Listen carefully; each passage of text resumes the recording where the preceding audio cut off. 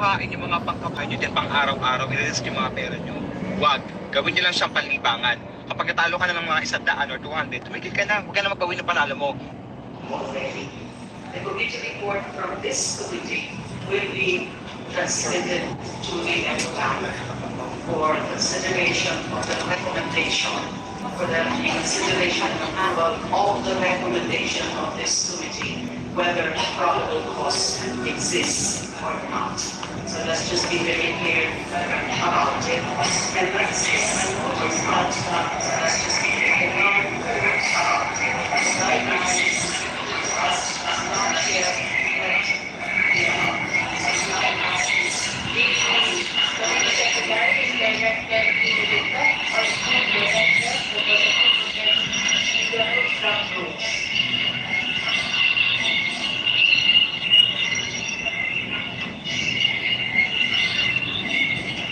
Are you finished with your manifestation, Honorable Madam Chair? Another point. Can we have a confirmation from the committee secretary that indeed respondent Sara and her councils were duly notified of today's proceedings? Second, if so, is there any communication or anything, any communication filed or submitted to the committee secretariat saying categorically that they are not appearing in today's hearing or in today's proceedings? And another question is there also any communication or any submission from their company explaining the absence of respondents? Because aside from the letter put on record by the Honorable Terry about questioning the proceedings under the erroneous premise that what is being conducted here is trial on the merits, is there still statements from some of the relatives? I think this is circulated already to media. Let me just point out one important statement here. It's one important Vice President here is already stated today, March 25. The second is the last paragraph says, sumunod ko lang ang inanswer at hotel. Sa wala nang dapat pag-gawin ng sulit. Kundi basura ang ulo dahil sa nalinaw at kumanan ng Pilipinas. Is this education clear enough that she is waiving her right to participate in our proceedings? So, I just wish to have confirmation of the committee secretary as to whether there is any formal communication saying that they did not, whether she should provide her counsel, will not participate in the proceedings before this committee next year.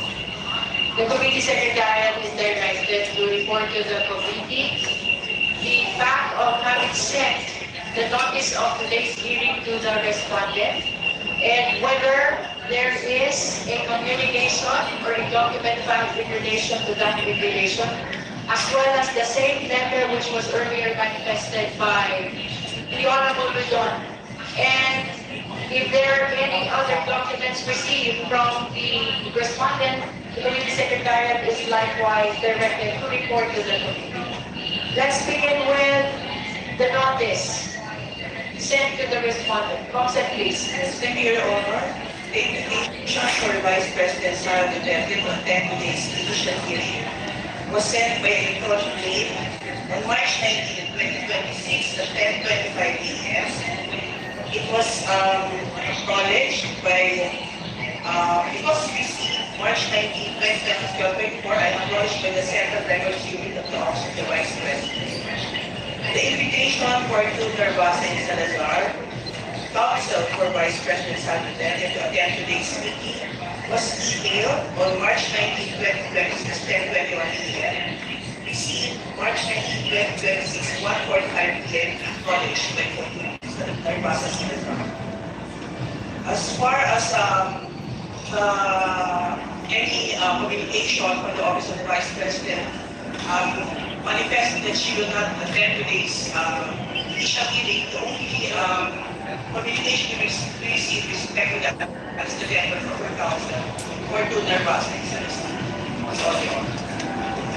Any comment from the Honorable Dilima? I think Madam Chair, it's very unfortunate that the respondent herself is respecting the proceedings before the city. At the very least, she should have manifested formally that she will not be appearing before this committee. And rather than just issuing statements before the meeting, because that letter submitted by the council or to law officers in the office is not very clear there. Are they appearing or not? Show respect. They cannot just assume that this is going to be a trial, because it's already clarified that it is not full-blown trial. This is not trial on the merits, but simply akin to preliminary investigation. With, of course, right to counsel, right to appear, right to assist the clients, and right to submit clarificatory questions to the Honorable Chair. So this is disrespect, another manifestation of their affront the constitutional process. I remember what the Honorable Chair quoted, cited earlier in her opening remarks. There's this quote from former Supreme Court Justice, I think it's Noel Timam, not Antonio Timam, as stated earlier, about the fact that failure to appear, failure to participate in the proceedings is itself a betrayal of public trust, because this is a formal constitutional process that everyone is expected to respect, especially the parties like the respondent. So it is very unfortunate that we have this mindset again, this attitude on the part of the respondent, showing disrespect and affront to the constitutional process of impeachment. Thank you. Thank you. Now the Honorable Roch Gutierrez.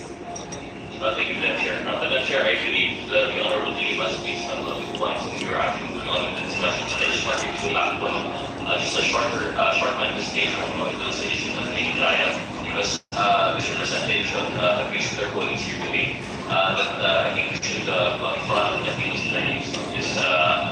this framing of what's going on here today. So, Madam Chair, we take exception to this because I agree. I think it doesn't have any legal effect the way that it is modeling trial, if ever, even it was mentioned in passing.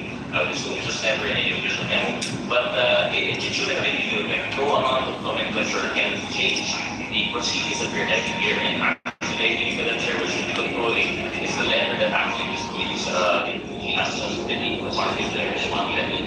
And I believe one of the heads here is reflected in the letter, March 19, letter invitation to the Vice President and the March 25, 2026, meeting intense discussions about it, as well as administrative matters. This includes the setting ground rules and asking the questions of payments, scheduling hearing dates, and then this to be invited to the next hearing to ensure efficient and regular proceedings. Madam Chair, may precisely to the functions of the House as that body which the proceedings are to be initiated. This is not in any way close to a trial, even if we call it a trial. Tagalin po natin yung meaning ko. Sabihin natin we call it a trial. What we're having here today is very far from that. As mentioned, I think it was Justice Garfield once mentioned in her opinion that it has been thrown around here a lot. It is akin to a preliminary investigation.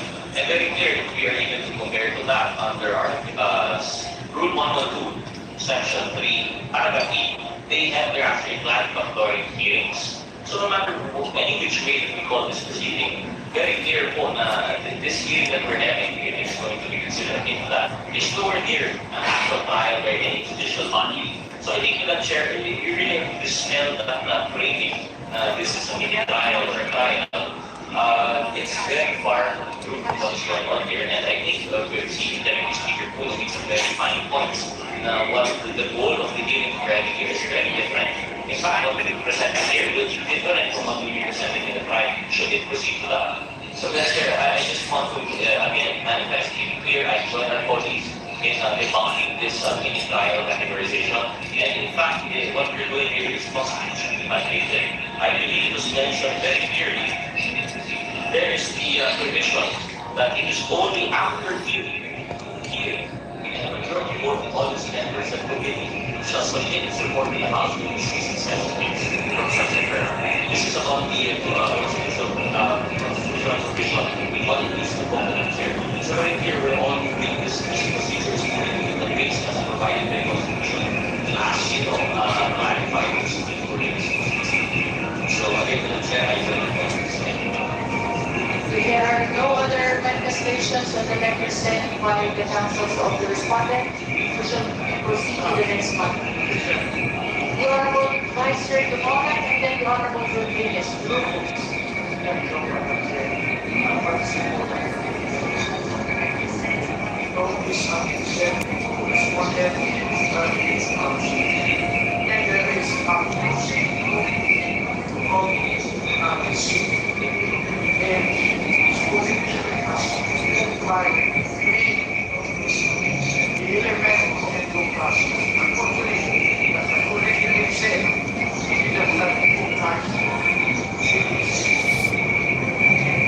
Most important, we're going to provide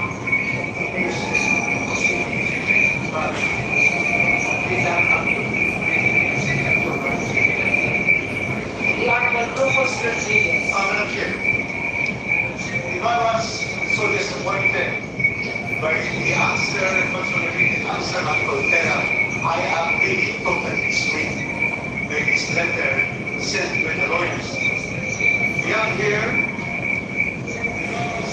6 lawyers who has submitted a letter to the Honorable Chairperson, General Luis that we have no jurisdiction to conduct this hearing, this which term as defined. In the first page of the letter, March 24, 2026, it says the Constitution vests the authority and power to conduct trial solely in the Senate. Clearly, what applies here is the constitutional provision that in the impeachment proceedings we have at hearing, it is not a trial. That is very much clear under our Constitution. They are citing here Section 3A, Article 11 of the Constitution, the state shall have the sole power to try and decide on things of impeachment. That is right. But we are governed not of the hearing by the Senate, but we are governed by the proceedings on impeaching to find out probable cause. Then, Madam Chair, in this letter, the Secretary says the same, Article 3 to 11, the same does not give the committee any power or jurisdiction. How can we be able to support this allegation that the committee has no power or jurisdiction to conduct any court trial? Neither will know because precisely we are not having a trial here on the merits, but only the chair on a hearing to determine probable cause. And then it also says that it is basic that all rules must not contravene. We are not. The community is not contravening the Constitution, nor our rules, or any law for that matter. And then finally it says, that on the ground they're saying that we have no authority and jurisdiction on the ground that the community and or the HOR as well as any of the members of the jurisdiction to conduct any form of trial or exercise of its incidents.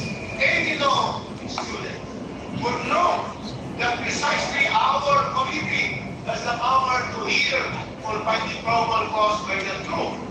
Complaints where we found sufficiency in form, substance, and grounds. Therefore, I move that we issue an order traversing this particular erroneous allegations in this letter. Erroneous because they are the ones contravening the Constitution. The lawyers and the Vice President are the ones contravening our rules of impeachment. But then, in the letter, we invite them again to appeal in the next hearing because they are always mindful of giving no process. So, let us answer this. Very slowly. You should answer that this out of the erroneous that is done in compliance. they are cited. And then